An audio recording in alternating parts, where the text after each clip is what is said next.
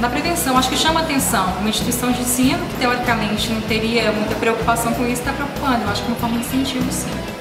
Acho que é importante porque divulga para as mulheres, para as pessoas que vêm fazer o curso, né, que investem tanto na carreira, investir na prevenção contra o câncer. Né? Quanto mais cedo diagnosticado, melhor a chance de tratamento, melhor o resultado do tratamento e a chance de cura. Então, cuidar da carreira e ter um autocuidado também é muito importante.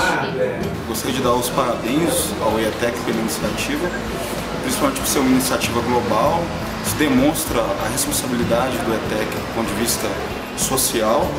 E nós temos aqui uma população feminina considerável entre os nossos alunos. Eu acho que é muito válido, sim, e o IETEC está de parabéns. É um assunto muito importante e é muito útil que o IETEC esteja envolvido nessa campanha e todos nós do IETEC também. É um estímulo, né, para todas as funcionárias do IETEC e aí envolve suas famílias. Eu acho que é muito importante. Então é um evento que vai marcar para todos e tem uma importância muito grande no tratamento, na prevenção. Quanto mais cedo for detectado, né, o câncer, melhor é o seu tratamento. Então realmente é muito importante e valoriza muito aí, inclusive a própria equipe.